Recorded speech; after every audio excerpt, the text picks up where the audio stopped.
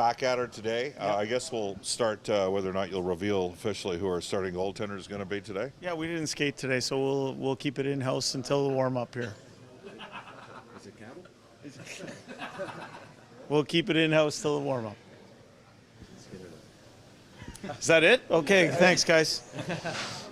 I guess I'll ask a question now. When it comes to puck luck, Jay, I look at the month of November, and in some crucial moments in hockey games, it seems like the bounces just didn't go your way, really altering the momentum of that game. How much are you a believer in puck luck and creating that puck luck for your team? Well, I think you make your own breaks, and you just want to continue to do more good things than not. And I think things even out over the course of a year when it comes to things like puck luck and whatnot. So for us, it's about building some consistency in our game, continuing to stack good plays on top of good plays, and then those things take care of itself. All right, I'll pick up on that then, and specifically with Bouchard, because the advanced metrics would suggest he's been your best. He's the only player on the team with like a 55% Corsi and Fenwick, but the team's got a 4% shooting percentage.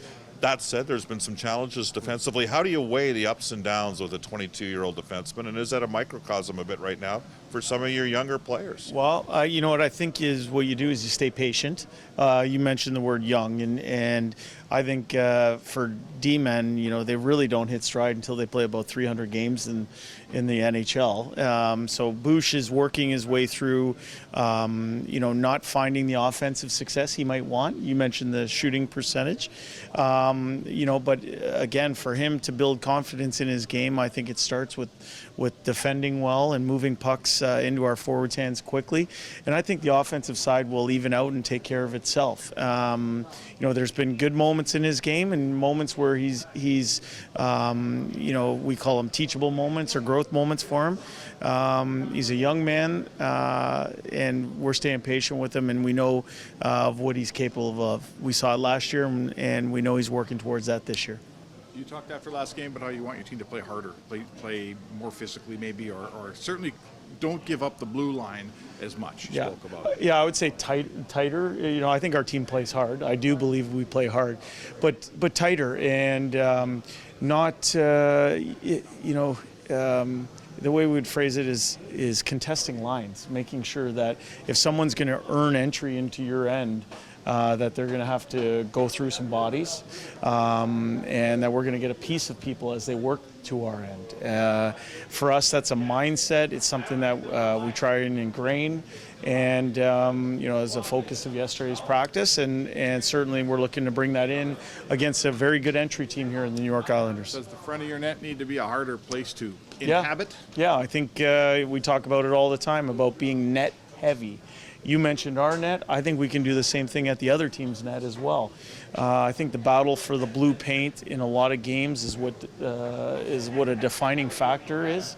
So we can do a better job around our paint, but certainly getting to the other team's paint and having a killer instinct, a net front killer instinct on the offensive side, I believe will help some people get off the schneid that might be on the schneid. You watched the soccer game today? I watched the first 35-40 minutes. I thought Canada acquitted itself very well. It was unfortunate we didn't get the goal on the penalty shot, but I saw a team that pressed hard and against one of the world's best, showed very well. I'm proud of all of our soccer players. Keeping the goaltending under wraps, but can you reveal any other lineup issues? Yeah, we'll wait and see. You know what? We're going to dress everybody in warm-up, and we'll see what happens after warm-up. Jay, can I ask just one question? I know you're about the day's business, but your first NHL head coaching game was against the Islanders, and that day must have been. Do you remember much about that day or 48 hours? Yeah, it was a hectic time in my life, professionally and personally, but one I'll never forget. I wouldn't trade that experience for anything. And I remember that the team was in a tough spot, but they bound together and found a way against a difficult team to put a full 60 minutes and a full 20-man effort into that game. And it's a memory I'll cherish and keep with me for the rest of my life. Thank you. Thanks, guys.